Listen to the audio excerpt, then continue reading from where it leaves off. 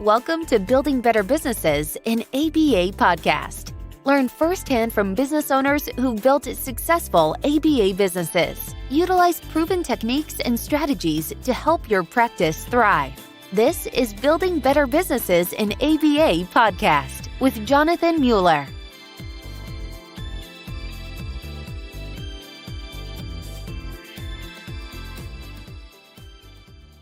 Jameson Kimball is the founder and CEO of All About ABA, providing in-home treatment to children with autism in New Jersey and Indiana. And prior to that, Jameson was a vice president of sales at Accupoint. He's got a wife and a 2.5-year-old daughter, Abigail. That means father's blessing, I recently learned. Jameson, welcome to the pod, man. Awesome. Thank you for having me, Jonathan. Super excited to be here. So I'm super excited to have you. And dude, you got your career start in maybe an unlikely place, insurance. Yeah. And I know you were in sales and client relationship management, a variety of roles. Tell me more about your entrepreneurial journey and how it led you into autism services. Yeah, so I knew that you were going to start with a hard question like this, and I love to jump into it. So my background was risk. I worked with sophisticated law firms, hedge funds, private equities. We did their insurance. And so really for me, I was able to build relationships with people. And I think outside the box when it comes to risk, and it fit me very well. It's funny, I started in insurance and I thought that my career was going to be insurance. I married into an insurance family. I had a client that was in the ABA space, a little company called Accupoint. And this company, Accupoint, they asked me to join them. And at that point, the ABA to me was the American Bar Association. And that was the conference I would go to every year. We worked with a lot of law firms. And so the CEO of this company said, hey, we need someone to come in here and really help us with streamlining a sales process. And I had no clue what it was, but I said, no, I really like you, Matt. I like what you guys are doing, and I want to take this chance with you. So I completely left my career that I was very comfortable in to start in the space of ABA. And from there's no looking back. Fell in love, will never leave the space. I found out how I'm connected to it, and it feels good to be able to give back. I love that. And I'm going to tease on that thread. But before I do, you just made a really important comment about risk. And I had someone recently mentioned to me, like, every decision you make in life is risk reward. It doesn't matter what it is.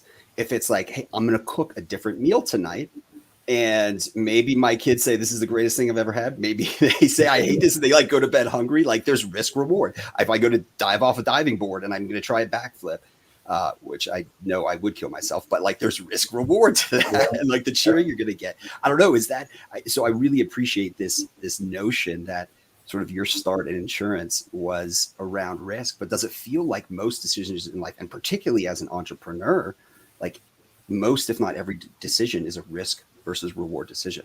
Oh, absolutely. Absolutely. And there are some risks that we take that unfortunately aren't positive rewards. And for myself, sometimes it's a negative. I like to, when people ask me, what's a weakness of yours? It's my highly analytical sense.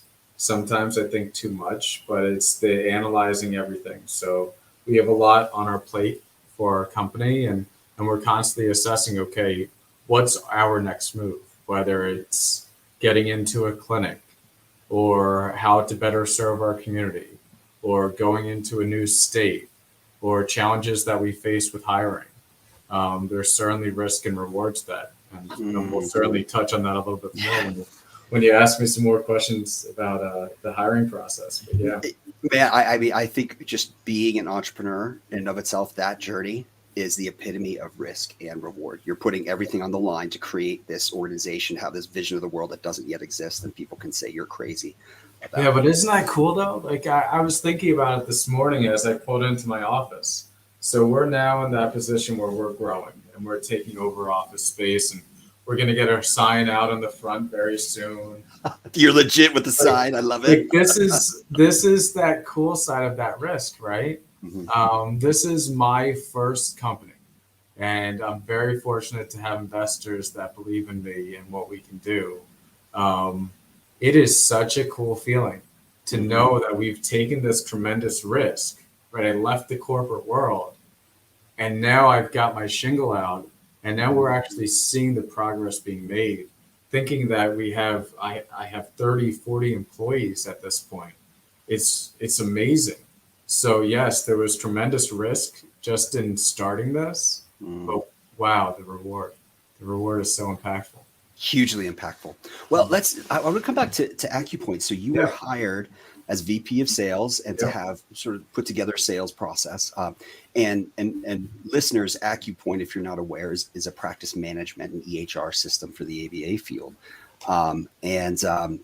But Jameson, you gained all kinds of insights, I'm sure, into like learning about like a wide range of ABA practices. Can you share a few of the things that you learned about different ABA organizations and practices from your time at Accupoint? Yeah, so bad news for the listeners out there. If you're using paper, you're not alone. Over my time, I was actually able to have conversations with over 6,000 providers in the country. Oh my gosh. The Accupoint system, very quickly when I joined them, we acquired Catalyst, WebABA, Code Metro, and several other brands, I think in total 19 of them. And we grew very fast. I was able to connect with a lot of different people in the space in every single state. I was able to connect with people overseas as well. First off, and this is the important thing when I was thinking about what I wanted to say today, I want to get this point across. And it's very important that people understand that migrating to an EHR, a CRM system is not easy. It's never going to be easy. The easiest time you can do it is when you are a brand new company. If you're a brand new company that does have the means to be able to do it, I recommend it. If you are that 1,000+ company, and I've talked to a lot of them, 1,000+ employees thinking about moving from paper to electronic, it is the scariest thing. And I've had very tough conversations with people. Rip off the Band-Aid. Rip off the Band-Aid. Sage advice. Let me back up, because I always quote that the data I see in our field is that there are 6,000 ABA providers. You've had conversations with like there's more than 6,000. I got to tell you, but 6,000 different providers, and it sounds like you're talking to the whole gamut from big to small, like early startup. Is there anything, Jameson, if you were to like pinpoint, like insights you got from the providers that you knew were really going to be successful? What were the kinds of things that they were doing? Building processes. And it's easier said than done, especially for a new company. The ones that I knew were going to be successful right off the bat were the ones that were coming into it saying, we need to establish ourselves very early in what we're going to do. Not necessarily what we're doing, but what we're going to do for the future. The ones that say, no, I've been a BCBA for a while and it's time for me to start my own business. I've got 10 clients that are joining me and I've got 4 RVTs that are joining me. I'm going to be fine. And they just start. I think that they're at a huge disadvantage. They haven't put that necessary thought into their processes. And I think that as an early company, one of the best advantages that we have is the credentialing process, specifically with Optum. I actually really like the Optum audit. And I talk to a lot of people about this. I really like that one because it really challenges us, right? Other insurances, it's like fill out a form, hit submit, and you're done. And then we'll go through the process. With Optum specifically, when you get to that specific point, you're going to have to share all of your information. And you're going to get a score off of that. And I remember our score, we got like a 91. I believe 85 is passing. I know. I was happy about it, but honestly, I turned around and I said to them, what did I need to get to 100? Because knowing that they're identifying our weak points can really help us in building our process. Now, Optum doesn't just say, okay, if you do this one time in one state, you're done. they're going to challenge you to this every single time you go into a new state and apply. So it really allows you to see if you're making progress with your operations and your process. Because if you get to that next state and you get an 87, right, you're going backwards. Yeah. And I think that the key to success, going back to it, was ultimately having the foresight to say, what processes do we need to develop and what do we need to do early to be able to get off on the right foot? So important, especially because being an entrepreneur, it's almost like trench warfare. Like, you are so ingrained in the day to day. It's hard to like pull up for air and look out over the horizon around what you're going to have to solve for next. But that's, I love that you pointed that out. Hey, can I share like my Optum experience? Because I will never forget. It was almost literally exactly 4 years ago. It was in Phoenix, and I'll never forget this. And by the way, Jameson, I love that you love the Optum process, because I love it too. And you know what I hear from all the providers I talk to? They hate it. Like, I don't want to go through this. I can't believe they're asking me for this information. What are you talking about? They need our employee and our client handbooks. It's like, this should be table stakes, right? It should be absolute table stakes. Now, it would be nice if there was a standardized process that every ABA provider had to go through, whatever it might be, accreditation slants. But that aside, we over-invested time to make sure we had our documentation right, ducks in a row. We could answer literally every question. And we went into it, and the auditor was super friendly, was really like personable, it was a conversational thing. And she had attention to detail. And I'll never forget one question. It was like, we said, Optum requires RBT. And we said, of course, we hire only RBTs, or we get them their RBT before they start. And she's like, okay, cool. And she looks, she's like, oh, pull up that staff member and let's go into your practice management system and show me their RBT certificate. And I was like, oh my gosh, please, and it wasn't just like, hey, are we living up to doing that? But no, do we have the documentation to back it up? Now, thankfully, yes, we did, but it was because of over-investing that time. So I am with you, man. Yeah. So important to do. Yeah, and I'm in the business of providing good services and quality. And so if you think about it, if people are not challenged with what Optum asks, then it allows a lot of companies that are not here for the right intentions to be able to start. That's right. And so I think that it's very important that Optum and the other insurance companies really do everything they can to really challenge us as business owners as we're getting started, because what we're putting together for Optum will impact the families in the end. Yeah. And in the end, that's the only thing that matters, this child that we're providing service to. 100%. 100%. Well, one last question around practice management. So I know I love that advice, like rip off the Band-Aid, and I couldn't agree more. Like, just do it. But do you have any other advice as an ABA provider is looking to potentially either get a new system in place or switch systems? Yeah. Any advice on like criteria or a framework to use to find the right system for them? So there are a lot of different options out there for you at this point. Not any one of them will have everyone saying they absolutely love the system. I think we all know the Facebook groups and we see the comments all the time. I think that it's important to come up with your list of what you need the system to do for you. And when you're thinking of that list, you need to think of how it impacts your process. So you have a process for intake. How is that system going to match that process for you? So it's very important to come up with your list. I've seen a lot of companies, they would over time send me lists of all of their specs that they need. And honestly, yes, it's important to know that it's HIPAA compliant and that it meets the needs of your IT team. But in the end, it needs to meet the needs of your team that's going to use this day to day. And more importantly than that, you need to think of who's going to be part of your team that's going to help implement. A lot of times we make the mistake thinking, okay, we're hiring this system. And so if we're using this system, they're going to get us to be able to use the system. The reality is that you need to be able to use the system and you need to be able to train your team. So I always say to people, when you're starting that process, you come up with your questions, but also identify those people in your organization that are going to help you with onboarding and becoming the trainers and the experts of the system.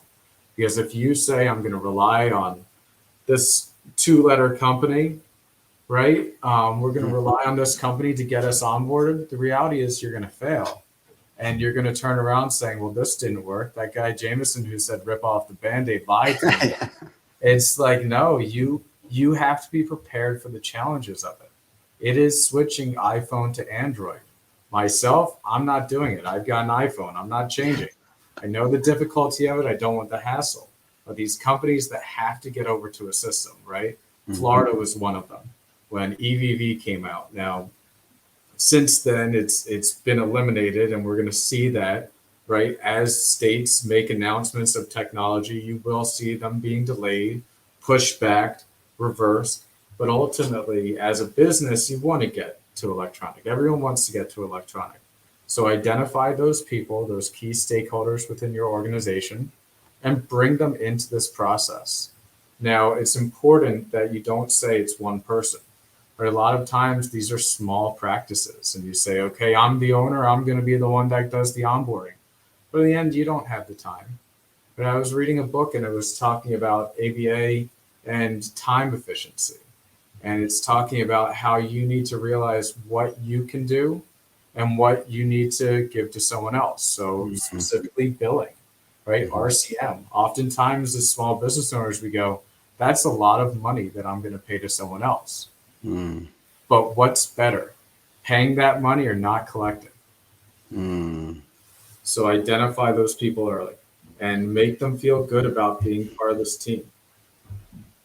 I love it. I identify those people early, make sure you've got champions internally, make sure you're going through the training and that requirements document. I love that idea. In fact, I've got one, I'll post it in the show notes. This is not specific to practice management. It's specific to sort of PEO organizations, but I think that's critical, right? Be very clear what you're looking for in a system and the critical few, right? Not the laundry list of the 600 things you want. Right. What are like the 3 most important things? And then objectively evaluate across each of those dimensions, any practice management system.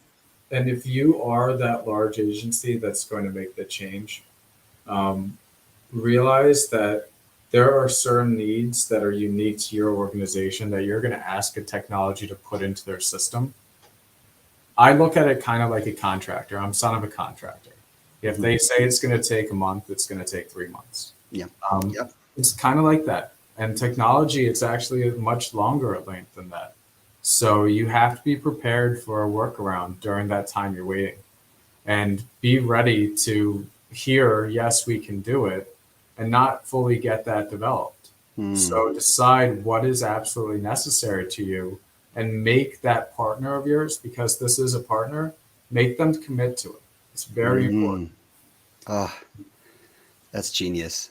So I have to share one more story then, because a very wise person, gosh, probably about 20 years ago, told me, technology doesn't improve our lives. It only changes our expectations.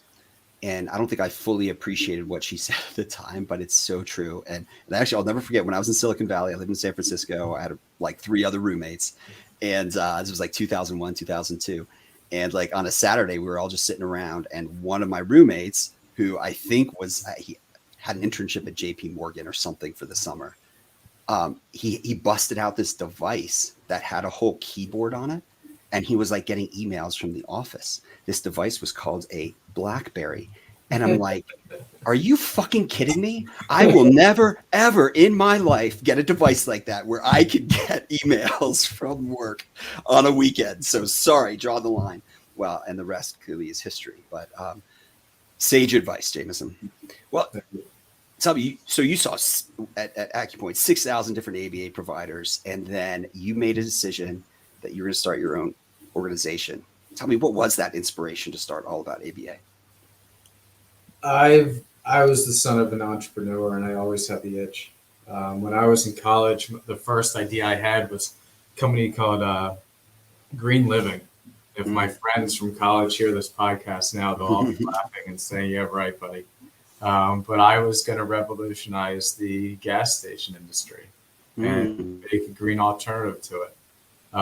That was my first taste of it. I presented at it was the Northeastern Pennsylvania Business Plan competition, and I ended up not winning. And I remember getting crushed by that. And one of the judges came up to me and after and talked to me about it and told me why I didn't win. Ultimately, they had $20,000. I was looking for $1 million. They gave me the 20,000. It's just going to get me to the next competition. Yeah. So they said, let's give it to someone that actually can do something with it. So that was like that first taste. And then from there, kind of getting into the field. Insurance is very much entrepreneur, where you have to build your book of business. So being over on the Accupoint side and falling in love with this field, I knew that my next step was be an entrepreneur and be an entrepreneur in this space. Took a couple months for me to realize that it's going to be as an ABA practice owner. But look, I fell in love with this space, and if you want to hear my story of how I found my love for it, it's ultimately based off of me having ADHD. My whole family, we were the No Child Left Behind before No Child Left Behind. And my mom fought very hard with schools and sued several schools for my brothers and for myself. And ultimately, I was going back to school to finish my college degree. I took a little sabbatical, about 10 years long. And I was working with Accupoint, and I was talking to a business owner. And we were talking about my challenge. I was going back to school. I had 4 classes left. I was working 80 hours a week. So getting coursework done was on the weekends. And so I'm talking to her about my challenge with reading, because I don't enjoy reading. If you know anything about ADHD, if you don't enjoy it, good luck getting them to focus on it. And so I'm telling her about this, and I'm telling her how I read 2-3 times to be able to understand it. She said to me, well, Jameson, look, why are you sitting there for 2 hours, 3 hours reading like that? Why don't you do 15 minutes on, 15 minutes off? I said, well, it's going to take me double the time. She said, didn't you just tell me it takes 3 times the amount to be able to understand it? I said, yeah. And she said, that's what ABA is. So it clicked for me that this is a space that not only are we doing good for the autistic community, but I really see it developing where my daughter, if she does have ADHD, she'll be able to receive and benefit from these services. We're at the start. I look at this as like, how long has a doctor been around, right? How long have we been around? We're just at the very start of what ABA can do. We're looking at it as services that are funded for autistic children. But in some states, right, there's a broader definition of the spectrum. We're seeing businesses, OBM, right? We're seeing a lot of good that's going to impact society from these services. We're just at the very beginning. So understanding it myself and how it will benefit me and my family, really, it touched me. And so I said to myself, if I'm going to be an entrepreneur, I want to give back. I want to be that positive impact to my community. And if it means starting a business like this and being able to do this and all the hard work that comes from this, so be it. Let's do it. Let's go. That's kind of where we are, right? It's that Hertz commercial right now. Tom Brady, let's go. Yeah. Hells yes. I'm like, I want to like stand up and scream from my chair. Like, that's such a powerful story. I think it speaks to the power of our science, right? And how generalizable it is. And hopefully maybe it'll take a generation, maybe it'll just take a few years, but pretty soon the world's going to know that ABA can address everything that, we needed to address. Too, man, I just want to say, like, I honor your journey, having an ADHD diagnosis and seeking how you can best interact with your environment and with others. That's really powerful, man. And, I've described it on the show before. As an adult, I was diagnosed with ADD and generalized anxiety. And this is one of those things that, we've got to get out of the business of it's taboo to talk about mental health. I should be able to talk about my headache and my ADD in the same breath and not think twice about it. And anecdotally, Jameson, I'll say this is purely anecdotal. I don't have the research, but so many entrepreneurs I meet have ADD as well. Oh yeah. I shouldn't say this, but I've had situations where people have told me not to tell others. I don't look at it as a disadvantage. We talk about my my nature of being highly analytical, these disabilities that people refer them to, they're not disabilities. These are advantages in ways that we don't even see them yet. In fact, I'd go so far and I describe my ADD as a superpower. Yeah, that's right. You are a superhuman. I know you're going to rip off that. I never saw a Superman with a beard, but I like it. Yeah, right on.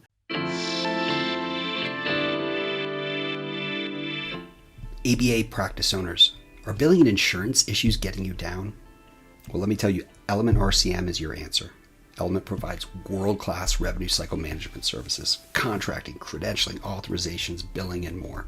Element's your partner, so you can focus on what you love to do, providing the highest quality services to your families and clients. Element's a preferred partner of the Behavioral Health Center of Excellence, and its founders have nearly 20 years of experience owning and operating successful ABA organizations. They understand you. They know that every dollar counts, that integrity is everything. Element works with any practice management system. And Element's not a vendor, they're your partner. So find out more and take a free revenue cycle assessment at elementrcm.ai.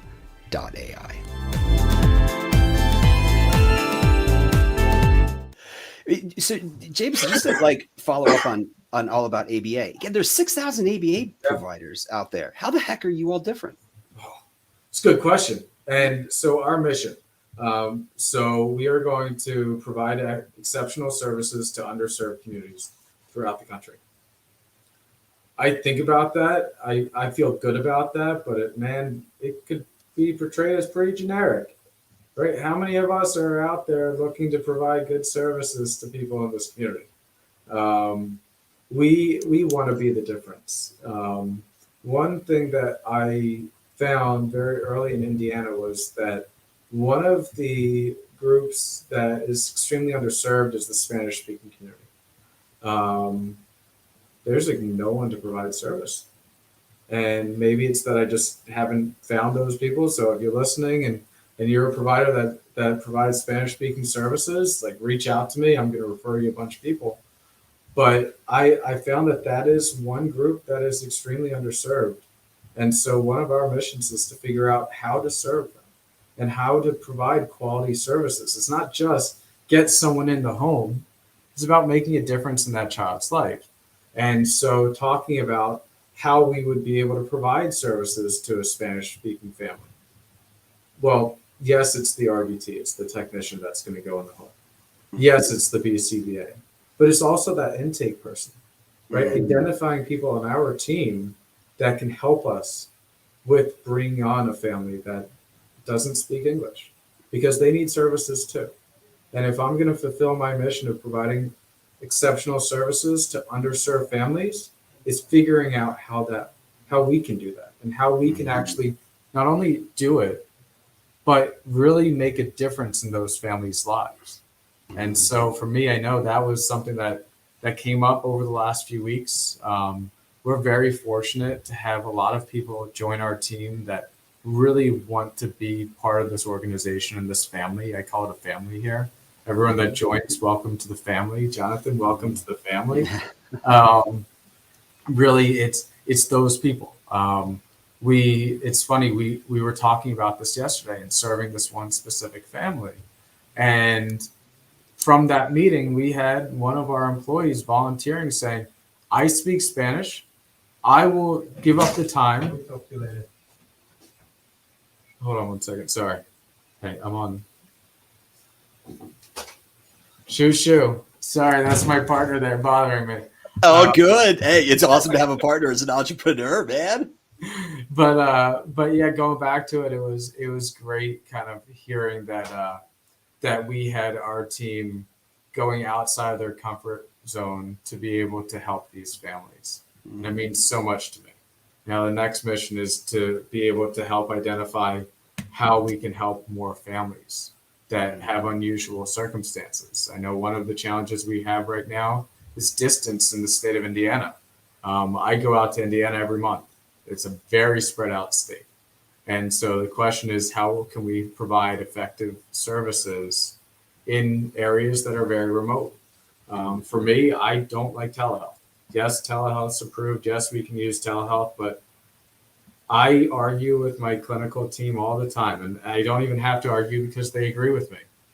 Having a technician provide telehealth services, we feel, is very challenging to being able to provide effective services. You need an extremely strong family that's supporting what we're doing to be involved during that time.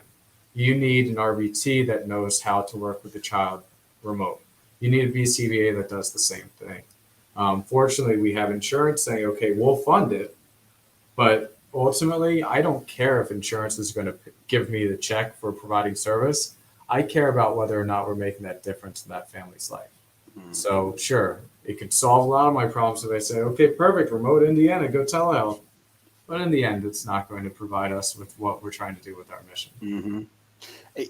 So listeners, and especially ABA practice owners, I want you to pay attention very closely to how Jameson answered that question. When I asked how's all about ABA different, he started with his mission statement. That is very rare to hear. And that is something I strongly believe when you're talking about your organization. If your mission means anything, that's what you lead with to describe the impact you want to have. At Ascend Behavior Partners, our mission is to partner with families living with autism to build a strong foundation for their children in early childhood and beyond. Well, that's probably too long. We've got to read. No, I like yours is short one. But like that, if we're not, and I hear the passion in your voice, Jameson, what you're describing. But if we're not leading with our mission, then what are we? I have no idea. Well said. So you spend a lot of time, as you mentioned, like traveling to Indiana once a month, but you spend a lot of time building relationships in local communities with a variety of stakeholders, right? Referral sources and payers and others. And you spent a lot of your career in sales and relationship management. So what are some of those like really critical skills that you've learned in your career around sales that have made you successful? That's a good question. You need to identify someone on your team that's not afraid of knocking on doors. I think that my partners got lucky with me because I've had to knock on doors.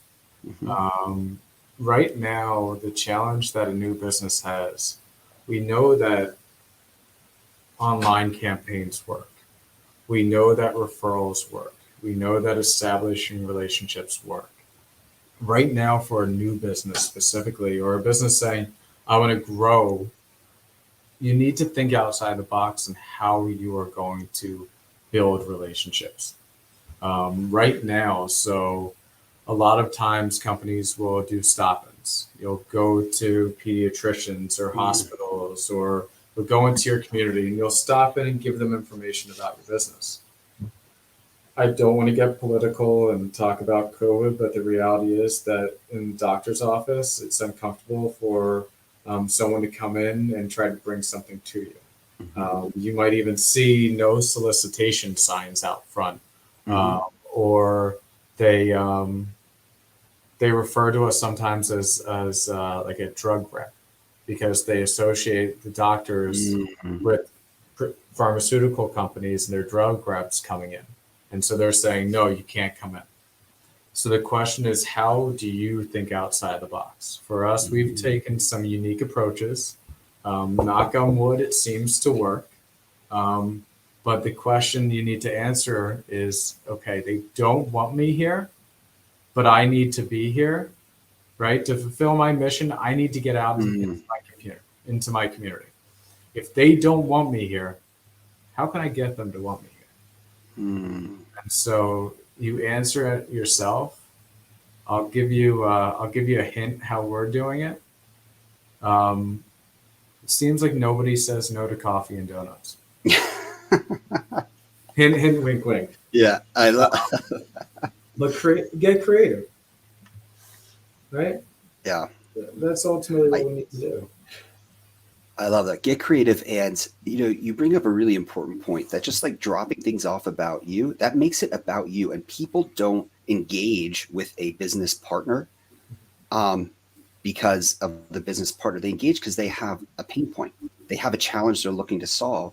So to build on that, I would offer don't think about what you're giving to them and describing about your own ABA practice. Listeners, figure out what's important to them. What are their pain points? What's going to make them want you to come in, even if you don't bring the delicious coffee and donuts? That's icing. Like, what's important to them? Solve for that, and then that's your approach. Jonathan, you touched on something very important, and I would love to, if I could, get on my soapbox really quick. For anyone out there listening, I am looking to build a referral network of some sort. One thing that we see constantly is that there are a lot of families reaching out for services that are not diagnosed. And so the next step is diagnosis. So what I'm looking for, and I would love anyone that wants to reach out, I want you to be part of this. I want to be part of everyone's cultures and families. Let's build a network of resources for these families. What I love the most, and I take all of the calls that come into our business, any of the intake calls, because I want to be able to talk to the families. What I love more than anything is to be able to have a family who calls me up and I know I can't help them, right? They don't have diagnosis yet. Nothing makes me happier than to say, I can't help you, but I'm going to send over to you an Excel document of all providers that do diagnosis in your area and how long of a wait list they have if they have one. That is one very strong way we can all give back. And we all know people and we can all build our own lists. But if we can all come together somehow and share that, I think it will make a huge difference in all of these families' lives. Absolutely. And it goes to show, like, instead of just saying, oh, sorry, referral source, we don't serve that kiddo, or here's like maybe an idea of someone, like they're coming to you with a problem. Maybe you don't provide that service. Help them get to someone who does provide that service. Provide warm handoffs. And if you're solving their problems, they're going to want to come back and solve your problems. Right. So well said. Jameson, one of the things when we first met and spoke, well over a year ago, you had an astute sense of like how important the revenue cycle was to organizations, and meaning billing, insurance, et cetera, because it touches all different parts of the organization. Like, why is it, Jameson, that it's so important to get the revenue cycle right? Well, the easy question is, without money, you can't stay in business. That's the easy answer to that one. Look, you've got two choices. Billing is going to be the most important thing to the business. Yes, building a strong culture and having all of your processes in place and everything else there is great. In the end, you have to be able to get paid by insurance. Now, you have two choices as business. You can do it yourself and you can build out your team, or you can go to a third party. For us, it was very clear. Go to a third party because we can't get this wrong. Simple as that. Now, there are a lot of things that can come from third parties. We talk about just the simple billing, right? Processing claims, working rejections. That's just one piece of it, right? And to an outsider, you think, okay, that's our challenge. Well, credentialing is a pretty big challenge, right, Jonathan? It's a pretty big challenge in itself. Reauthorizations. Authorizations, extremely important. Simply knowing what your cash flow is going to be what you need to think about at all times. We look at reports constantly of what hours we have scheduled, what hours we have completed, what hours we have canceled, what hours have been converted, right? We have all these reports on this, and we are looking at those metrics as a new business to be able to see growth and be able to predict growth over time. In the first year, it's very hard to predict. But if you can have a really strong partner, whether it's internal or external, that can provide you accurate information, it's going to make your life a lot easier. So I'm not sure what else to add there. I just want to be straight up with everyone. Either build out your team early or go to the experts early. Simple as that. Well said. full disclosure, I'm the co-CEO of Element RCM. We are a revenue cycle company that built by ABA owners and operators. And it's, the biggest thing for me was wanting to go from hey, just having to stare at my bank account to know if cash is coming in to actually, as you describe, having visibility into all of the upstream processes and data that indicates we're doing this well. And honestly, and I know you were, your first point around, hey, you got to bring the money in, was kind of a funny one, but it's true, right? Like 85, in my experience, what we see across those 6,000 providers, 85 cents of the dollar is collected for all of the hard work that's being done. And we know best practice is like 96 to 98 cents on the dollar. So nothing, it's crazy. The average, just like 50% of the industry is on paper, the average collections, what is it really? Like, I know what billing companies will promise. I know what people tell their friends, but really, what is it? You said, what was it? 87 cents on the dollar? 85 cents. 85 cents is like, I'm sure you have people turn you away for 5, 6, 7%, right? For what you're going to charge them. They're walking away from 15%. Yeah, exactly. Well, so Jameson, this has been awesome. Before we get to our hot take, where can people find you and All About ABA online? You can find us online at allaboutaba.com. We've got a beautiful website that we are constantly tweaking. I'm on LinkedIn, Jameson Kimball, Facebook as well. I think that one thing that I resisted in the very beginning of joining the space of ABA was Facebook. Mm-hmm. I knew Facebook from my college life. I didn't touch it after college. The only reason why I had it was because my wife wanted to make sure that everyone saw that I was married. And so Facebook, I found to be a tremendous resource for everyone, whether you are an ABA provider, whether you are a technician getting into this field, whether you're a BCBA trying to grow a network, whether you're a family trying to understand what this diagnosis means to you, right? These Facebook groups are tremendous. Beckett Tag had a tremendous one. I think it's still around. For business owners. There are so many resources out there. Take advantage of it, everyone, because what I've learned, and tell me if I'm wrong, Jonathan, but I've never been turned away from an ABA provider talking to me just to talk and hear what we're going through and what they're going through. I was in insurance. Cold calling people is real, and man, did I get some real answers. The cold call in this space is different. As long as we are doing what we are here to do, right? Provide exceptional services to underserved families. There's not one person that's going to give us a hard time for being in this space. And so really, I'm here to anyone. Reach out. If you want to talk and hear our story, I'd love to share it with you. I'm a talker, if you can't tell already. But I also want to hear from you kind of what we can learn. Because if I can learn it from you, I don't have to make that mistake. Right on. Well said. This is the new wave of what I've experienced of ABA organizations who are excited to collaborate and help one another. That's powerful.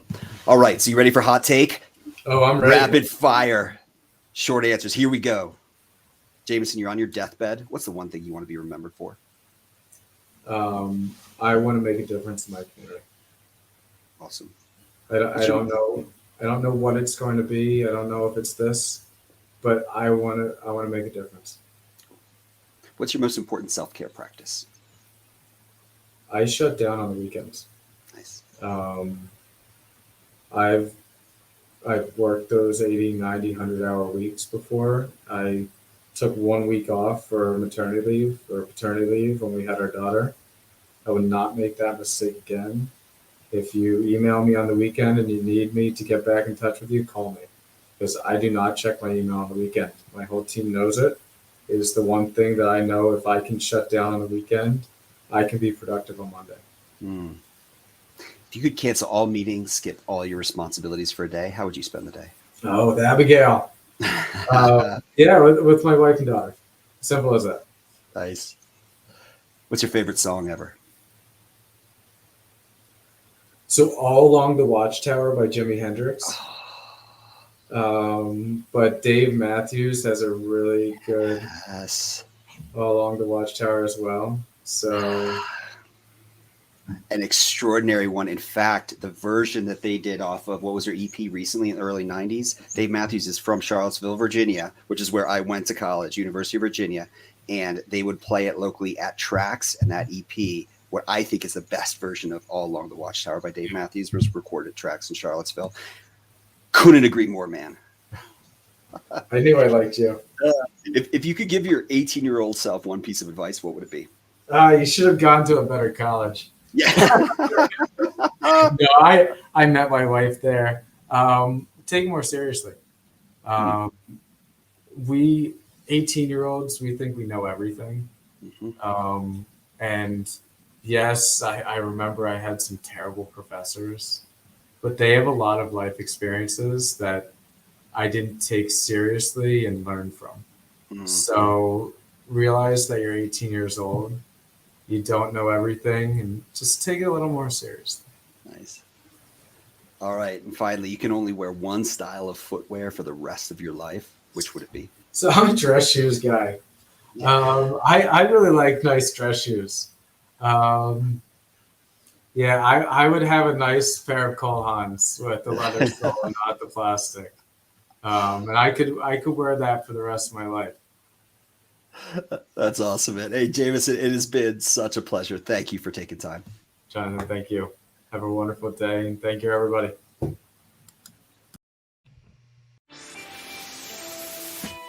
Thanks for listening to Building Better Businesses in ABA podcast. Stay tuned for our next exciting episode. In the meantime, please like, subscribe, share, and comment. We value your feedback. Don't forget to follow us on social media at elementrcm.ai.